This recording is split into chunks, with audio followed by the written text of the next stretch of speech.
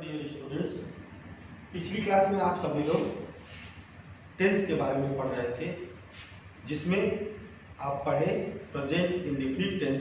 Present indefinite tense किसे कहते हैं, प्रेजेंट इंडेफिनिट टेंस की हेल्पिंग वर्ब क्या होती है, अल्टरनेट ऐसे प्रेजेंट कंटीन्यूअस आपने पढ़ा, प्रेजेंट कंटीन्यूअस टेंस की डिफिनेशन क्या होती है, उसके हेल्पिंग वर्ब्स क्या होते हैं, प्रेजेंट परफेक्ट टेंस के बारे में पढ़ा, प्रेजेंट परफेक्ट टेंस की परिभाषा क्या होती है, प्रेजेंट परफेक्ट टेंस की हेल्पिंग वर्ब क्या होती है। आज हम सभी लोग प्रेजेंट परफेक्ट कंटीन्यूअस टेंस के बारे में पढ़ेंगे। प्रेजेंट परफेक्ट कंटीन्यूअस टेंस की डिफिनेशन क्या होती है, प्रेजेंट परफेक्ट टेंस की हेल्पिंग वर्ब क्या होती है, प्रेजेंट परफेक्ट कंटीन्यूअस टेंस की मेन वर्ब की कौन सी फॉर्म लगाई जाती है तथा सिंस और फार का प्रयोग किया जाता है।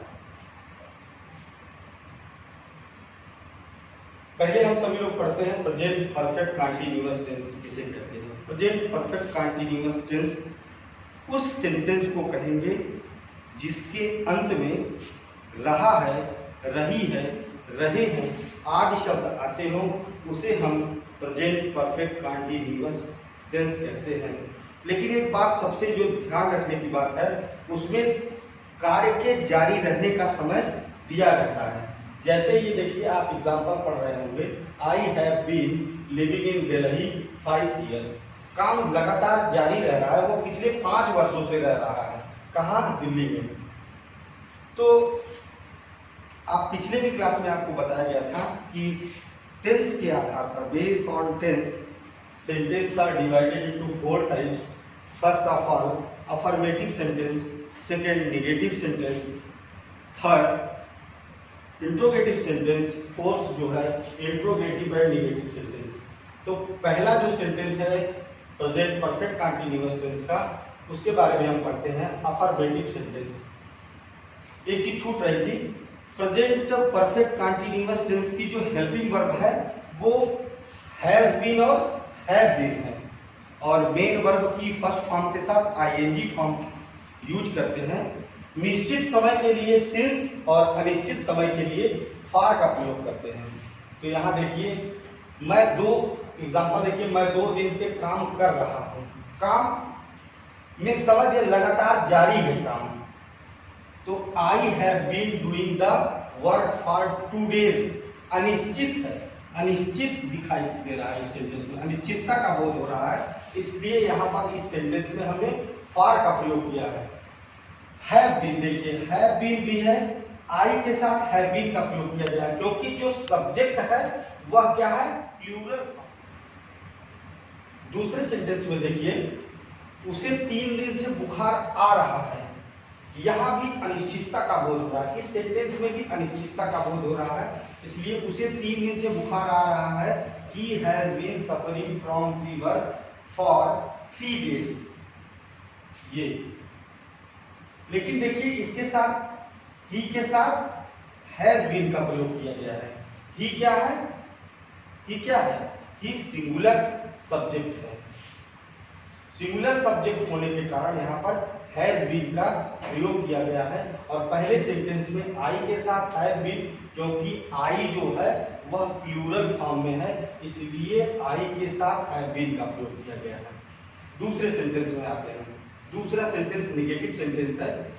दूसरे सेंटेंस में है, उसमें सेम केवल नहीं का बोध हो, जिसमें नकारात्मकता का बोध जिस सेंटेंस में हो, आप समझिएगा वह प्रेजेंट परफेक्ट कंटीन्यूअस टेंस का वह क्या है, नेगेटिव सेंटेंस है। यहाँ पर भी सेम वही चीज जो पहले के लिए नियम लागू होता है, वही दूसरे में भी लेवल, केवल इसमें नॉट का प्रयोग करेंगे। जैसे किसान सुबह से खेत नहीं जोत रहा है, इसमें नहीं जो है वो नकारात्मकता का बोध हो रहा है। तो the farmer has not been playing, verb main verb की फर्स्ट फॉर्म के साथ आईएनजी फॉर्म का यूज किया गया है। The farmer has not been plowing the field since morning। since देखिए, ये निश्चित है, मतलब किसान खेत जोत रहा है, नहीं जोत रहा है, यह निश्चित है कि नहीं जोत रहा है, इसलिए यहाँ पर सुबह से खेत नहीं जोत रहा है। इससे पता चल रहा है कि ये निश्चित है कि वह खेत नहीं जोत रहा है सुबह से, इसलिए यहाँ पर आप दी सिंस का प्रयोग करेंगे। दूसरा सेंटेंस, नेगेटिव सेंटेंस का दूसरा सेंटेंस है, मैं 3 दिन से स्कूल नहीं जा रहा हूं। यहां देखिए, ये यहां पर फार का प्रयोग किया गया है।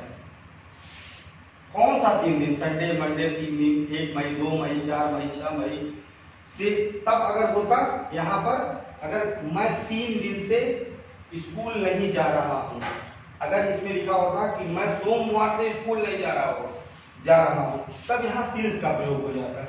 इसलिए इस सेंटेंस में I have not been going to school for 3 days, for का प्रयोग किया गया है। तीसरा जो सेंटेंस है, इंट्रोगेटिव सेंटेंस। इंट्रोगेटिव सेंटेंस में अगला जो इसी का पार्ट है, इंट्रोगेटिव सेंटेंस। देखिए, इंट्रोगेटिव सेंटेंस में क्या है, हैज, हैव सब्जेक्ट से पहले आ जाता है। जैसे, क्या तुम 8 बजे से सो रहे हो? देखिए, क्या यहाँ पर प्रश्न पूछने का काम हो रहा है, प्रश्न पूछने का काम हो रहा है, और क्या है, समय भी दिया है 8 बजे, माने निश्चित है, निश्चितता का बोध हो रहा है कि क्या तुम, वो कोई व्यक्ति पूछ रहा है कि क्या तुम 8 बजे से सो रहे हो, तो ये जो यस और नो टाइप वाले में आएगा। तो हैव का प्रयोग देखिए यहाँ हुआ है, हैव का पहले, सब्जेक्ट से पहले हैव का प्रयोग। यू सिंगुलर है, सॉरी, यू जो है वो प्लूरल सब्जेक्ट है, इसलिए यहाँ पर हैव का प्रयोग हुआ है। इसके बाद फार्मूले पर बीन प्लस वर्ब की फर्स्ट फॉर्म के साथ आईएनजी, ऑब्जेक्ट प्लस सिंस या फॉर और टाइम का प्रयोग किया गया है। ऐसे ही इसी का ही WH टाइप है, दूसरा भी सेंटेंस इसमें जो दिया गया है सेम इसी तरह है, बस इसमें क्या है देखना है कि हैज ही होगा यहाँ पर, has he been living in his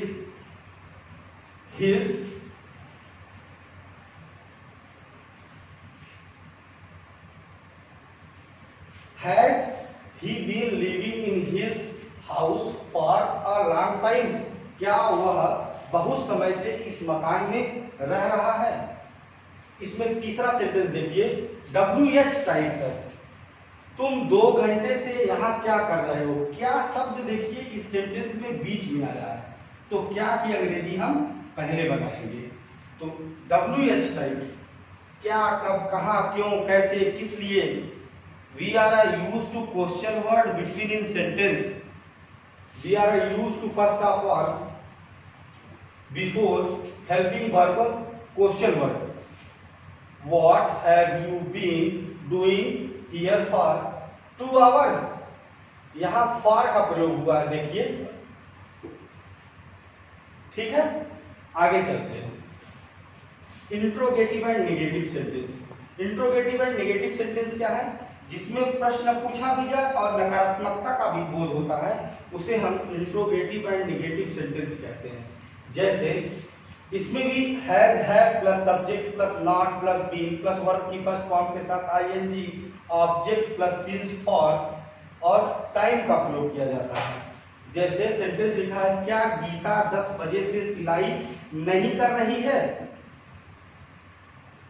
has Geeta not been shaving since 10 o'clock? अगर इसी सेंटेंस को मैं दूसरी तरह लिख दूं, गीता 10 बजे से सिलाई क्यों नहीं कर रही है? देखिए, अब ये WH टाइप का हो गया, क्यों शब्द बीच में आ गया, क्यों नहीं, क्यों शब्द बीच में आ गया, तो बस केवल और केवल इतना काम करना है कि क्वेश्चन वर्ड का यूज पहले करना। तो why has Geeta not been singing since 10 o'clock. It's okay. बात नहीं समझ में आई तो कहिए फिर से बताएं। इतनी बात समझ में आ गई। अब आपको हम एक्सरसाइज देते हैं कुछ, आप उसको घर पर बैठ करके करिएगा। एक्सरसाइज यही लिख दे रहा हूं मैं, ये एक्सरसाइज है। एक्सरसाइज